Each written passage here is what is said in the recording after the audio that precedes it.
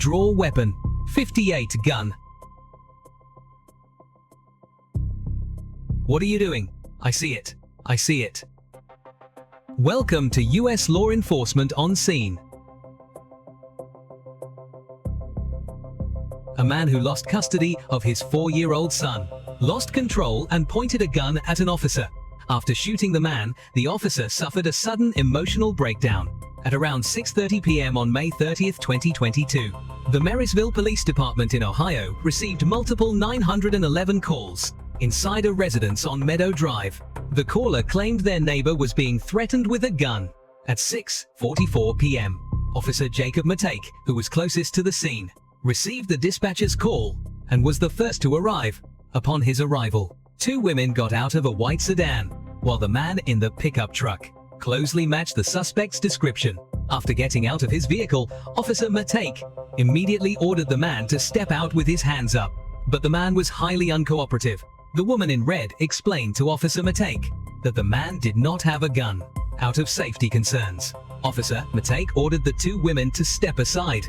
They complied with the order and kept their hands visible. Put your hands up. Put your hands up. Put your hands up. Put your hands up now. 58. I got one at gunpoint. Okay, just put your hands out of the car. Okay, we will figure it out. But we have a report of a gun. Okay, you need to chill out and stand over there now. Okay, step away from the car. Slowly step away from the car. Officer Matake ordered the man to get out of the vehicle. He thought the man was going to cooperate. But to his surprise, as soon as the man opened the door, he pointed a handgun directly at Officer Matake. This sudden move instantly triggered Officer Matake's quick draw reflex. Drop the gun. Let us take another look from the officer's perspective. After neutralizing the man, the officer went around the vehicle to the suspect. He repeatedly ordered the 2 women not to approach the man.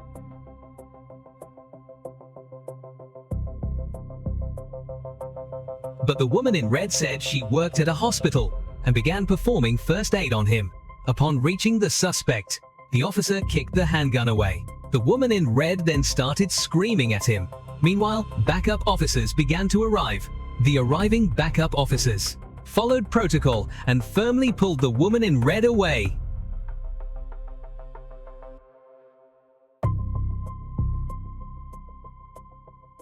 To administer emergency medical aid to the man. No, no, no, no, no, no. Yet, the woman in red continued to scream relentlessly at Officer Matake, shouting that it was only a toy gun. Why did you shoot him? At this point, Officer Matake was visibly shaken. Although his actions strictly followed protocol, learning that the suspect's weapon was just a toy gun filled him with deep regret. Seeing that he was not okay, his colleague quickly stepped up to check on him. Are you okay? Are you okay? Are you okay? Are you okay? Despite his distress, Officer Matake managed to keep his composure and assisted the arriving paramedics in performing emergency first aid on the man. About 2 minutes later, the man was rushed to the hospital, and after the intense rescue effort, Officer Matake, only to realize he had hit the man in a vital area, he suddenly broke down completely, his voice cracking as he started to cry, while his partner rushed over to comfort him. Fuck, dude. Come on. Shortly after,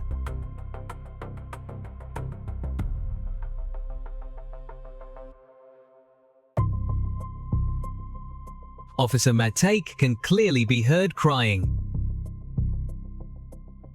About 6 minutes later, because the incident involved a fatal shooting,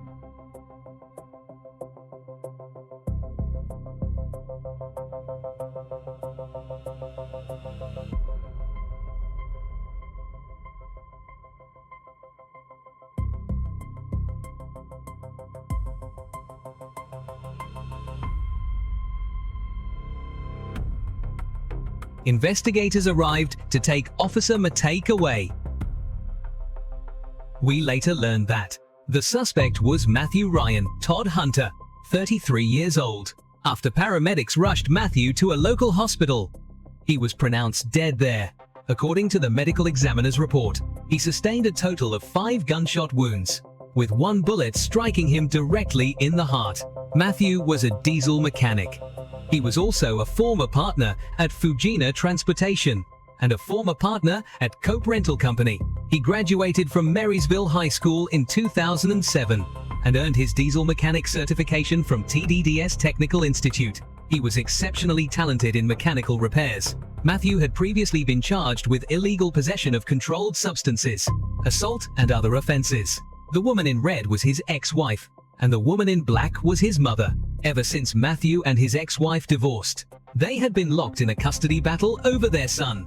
Because Matthew suffered from severe mental health issues, including depression, drug addiction, and alcoholism, he ultimately lost custody of his son.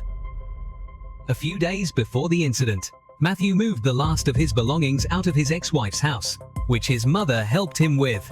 These were the text messages between him and his mother at the time.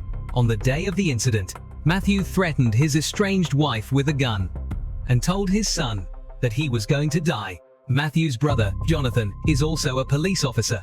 He expressed support for Officer Mateik's use of deadly force, stating that, in their line of work, such outcomes are sometimes unavoidable. Following an investigation, it was confirmed that Matthew's gun was indeed a BB air pistol. Officer Mateik, who was involved in the shooting, fired a total of 5 shots, all 5 of which struck the target. Officer Mateik joined the Marysville Police Department in February 2017. Following the incident, he was placed on paid administrative leave. 2 months later, a grand jury in Marysville, Ohio, along with Union County Prosecutor David Phillips, ruled that 33-year-old Matthew Hunter had a clear suicidal intent and that he committed suicide by cop. Therefore, no criminal charges would be filed against Officer Mateik. Officer Mateik has since returned to active duty. Next, let us look at another video. A retired Special Forces soldier in a fierce shootout with 2 active duty officers. The 2 sides exchanged at least 80 rounds. On March 26, 2022, at around 5:45 p.m., the Salt Lake City Police Department in Utah received 16 consecutive 911 calls, reporting an incident on the Interstate 15 overpass near 600 South, where an armed suspect was carjacking vehicles. This is a video recorded by a witness at the scene. When the carjacking took place, "He hit our guy. We are being attacked. We got hit." The suspect pointed a gun at the windshield.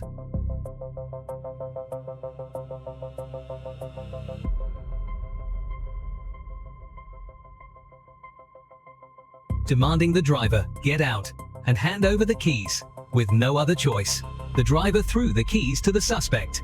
However, the suspect did not harm anyone. Shortly after, the suspect drove the stolen car down the off-ramp. Upon receiving the dispatch, Officer Rivera and Officer Nicholas, who were closest to the scene, have rushed to the location immediately.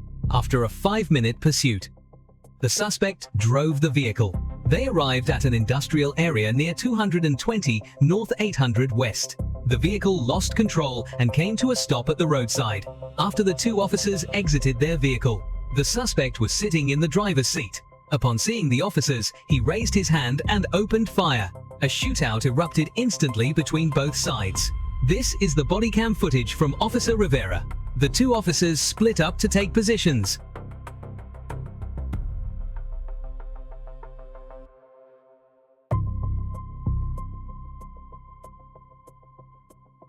Creating a crossfire, they engaged in a fierce back-and-forth exchange with the suspect. Now, let us look at the footage from Officer Nicholas.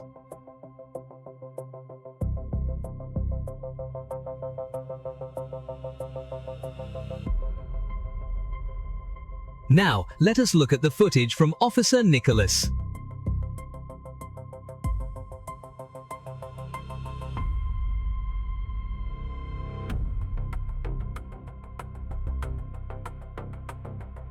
At this moment,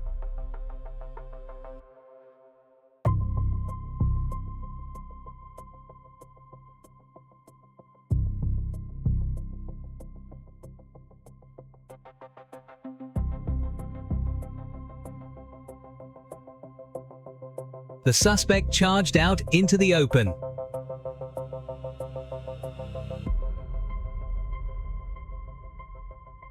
Attempting to end the fight quickly.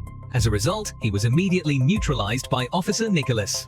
After Hislop was downed, the two officers performed emergency CPR on him.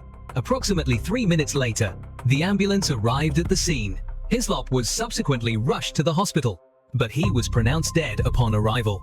According to the forensic examination, Hislop sustained a total of 13 gunshot wounds. More than 5 of those were fatal shots. Brandon Hislop's life could be described as legendary. He showed extraordinary intelligence from a young age. In January 2001, Hislop joined the Idaho Army National Guard with a high score of 98%. Driven by the ideal of saving lives, he resolutely chose the profession of a combat medic. After rigorous training, he joined the 148th Field Artillery Regiment. From 2004 to 2005, he was deployed for service in Iraq.